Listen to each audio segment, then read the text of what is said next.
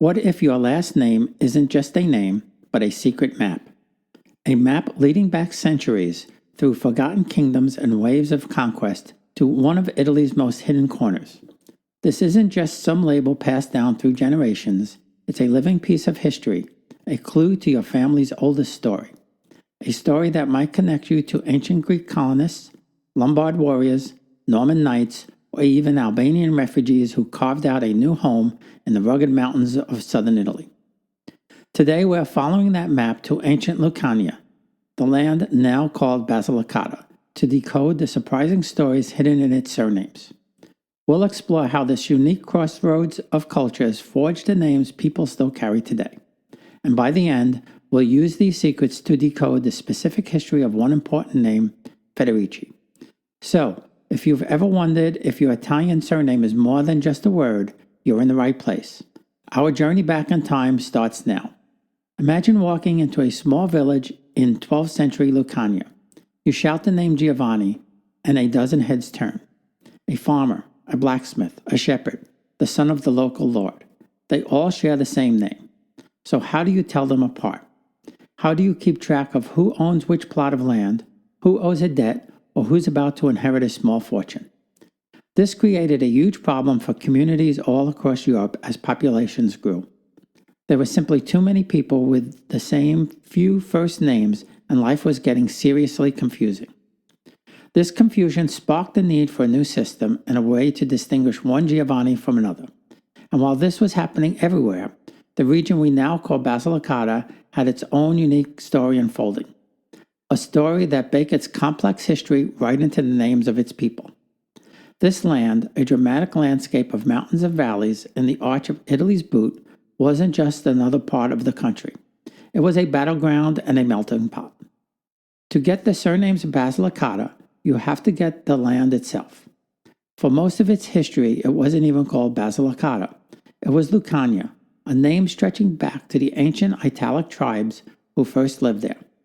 Its strategic spot in the Mediterranean made it a prize for pretty much every major power that swept through Europe.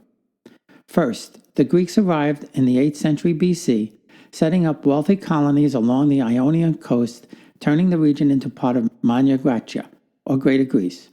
They brought their language, their culture, and their names. After the Greeks came the Romans, who built their famous roads and folded Lucania into their vast empire.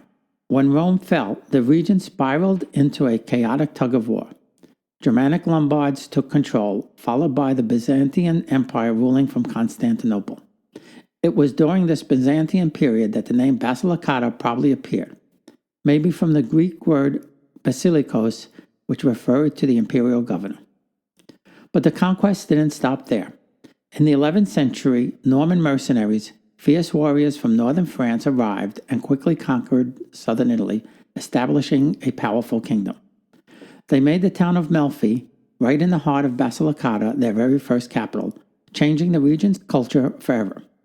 Later, Swabian emperors, Spanish kings, and even Albanian refugees known as the Alborche, who were fleeing the Ottoman invasion of the Balkans, found a safe haven in Basilicata's isolated mountain towns.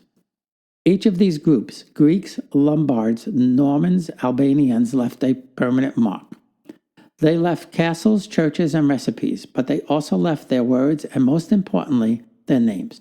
This constant churn of cultures is what makes Basilicata's surnames so incredibly diverse. They aren't just Italian names.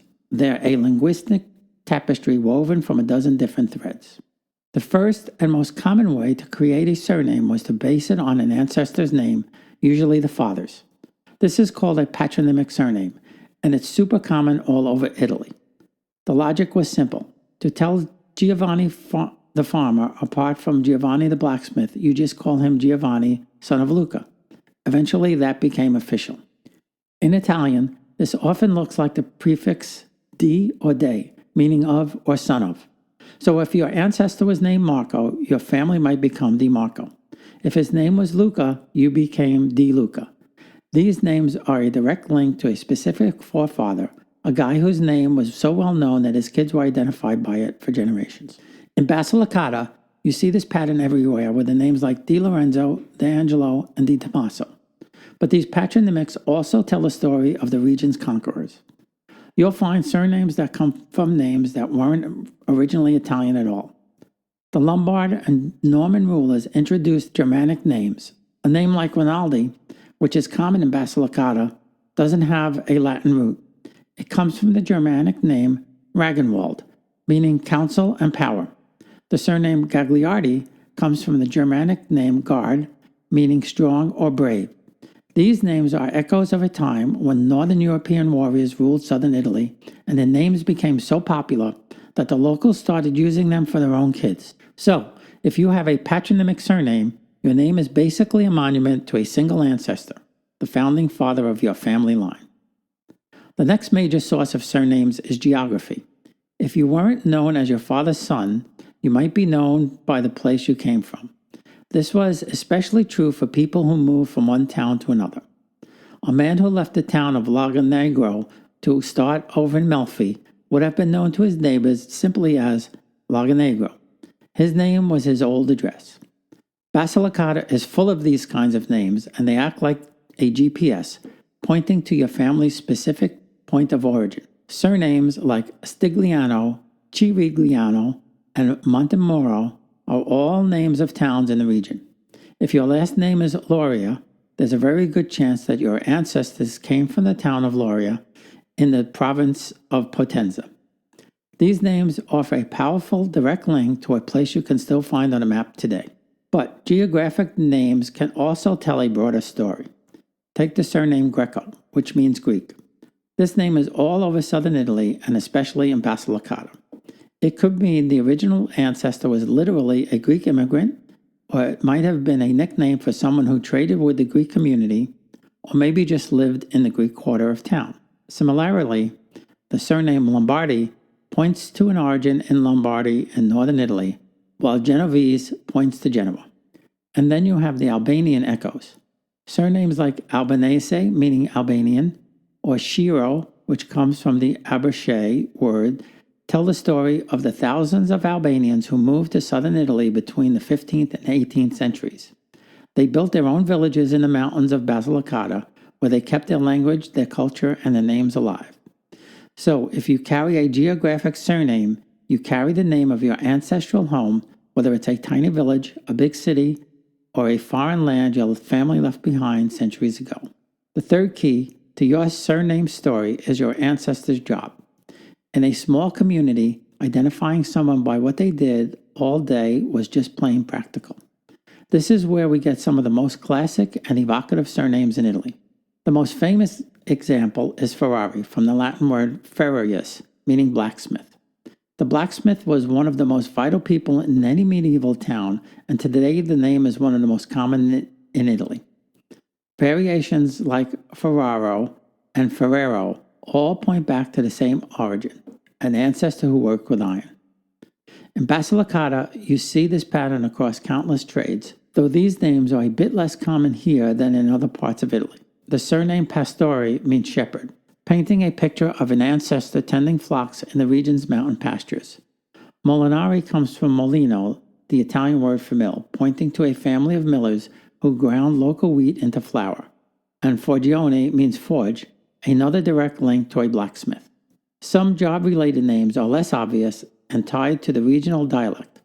For instance, surnames starting with Mastro often mean master craftsman. A name like Mastronardi or Master Simone suggests an ancestor who is a real expert in his trade, a leader in his field. Even a name like Monaco, which means monk, could be an occupational surname, though it was often just a nickname for someone who was very religious or worked on a land owned by a monastery.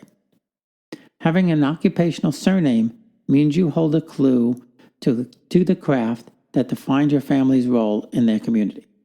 Your name isn't just a name, it's a job title passed down through history. The last and most fascinating source for surnames are nicknames. These are the most personal of all because they tell us something about the original ancestor as a person, what they look like, how they acted, or even a memorable story about them. These nicknames could be based on physical traits. A tall man might be called Longo, while a short name could be Cuccio. A man with curly hair could be nicknamed Rizzo, and someone with a notable large head might earn the name Caputo. They're simple, direct descriptions that just stuck. Other nicknames came from a personality. A cheerful, happy person might be called Allegro. A stubborn or tough person could be named Testa, meaning head. A name like Pinto, meaning painted or spotted, might have described someone with freckles or a patchy beard. And the surname Mancini was often given to someone who was left-handed. Some nicknames are pulled from animals, plants, or objects, usually as a metaphor for someone's character. A name like Gallo might refer to a guy as proud as a rooster, while Volpe could suggest a cunning fox-like person. The surname Quercia, found in Basilicata, also means oak tree, and was likely a nickname for someone seen as strong and sturdy. These names are like tiny verbal portraits of our ancestors. They capture a vivid personal detail that was so defining that it became the family's official identity. And while some might not seem very flattering today, they were practical identifiers back then. They're a reminder that our ancestors were real people with their own quirks, and these names are maybe the most intimate connection we have to them. All right, let's pull it all together and use our 4 keys to figure out the story of a specific surname found in Basilicata, Federici. At first glance, Federici sounds totally Italian, but its roots are actually far to the north in the world of ancient Germanic tribes. The name is a patronymic from the personal name Federico. Federico is the Italian version of the German name Frederick, which is made of 2 parts, Fridu, meaning peace, and Ric, meaning ruler or power. So the name Federici basically means descendants of the peaceful ruler. So how did this Germanic name get so popular in southern Italy? The answer is in those waves of conquest we talked about. The name was likely brought to Italy by the Lombards, or more importantly by the Normans and the Swabian emperors who came after them. The most famous Frederick in Italian history was Frederick II, the Holy Roman Emperor who ruled southern Italy in the 13th century. He was a legendary figure known as Stupa Mundi, the wonder of the world, and his court in Sicily was a buzzing center of art, science, and culture. His name, Federico, became incredibly fashionable throughout his kingdom, including in Basilicata. Parents started naming their sons Federico to honor this great emperor, and over time, the patronymic Federici was born to identify the family of Federico. While the Federici name is found all over Italy, it has distinct pockets in Basilicata. Records even mention the Federici di Abriola, linking a branch of the family directly to the town of Abriola in Potenza. This shows how a grand historic name tied to an emperor could spread across the country and then put down deep local roots in a small mountain town. The name Federici then isn't just a name, it's a direct link to the age of knights and emperors, a testament to the massive influence of Norman and Swabian rule on the identity of southern Italy. So, whether your name points to a Greek ancestor, a Norman knight, the specific town your family called home, or the curly hair of a distant great-grandfather, it's a living piece of Basilicata's history, a genealogical clue, and a key to your own family's detective story. These names are the echoes of a dozen languages and tell the legacy of a land shaped by constant change. They tell the story of resilience, adaptation, and of the incredible melting pot of cultures that is Basilicata. Your surname is more than just a label. It's the first chapter of your story waiting to be told. I would love to hear the story your surname tells. Have you ever looked into your family name? What did you discover? Share it in the comments below. Let's see what other secrets we can uncover together. And if you enjoyed this journey into Italian history and heritage, don't forget to like this video and subscribe for more stories hidden in the fabric of the past. Thanks for watching.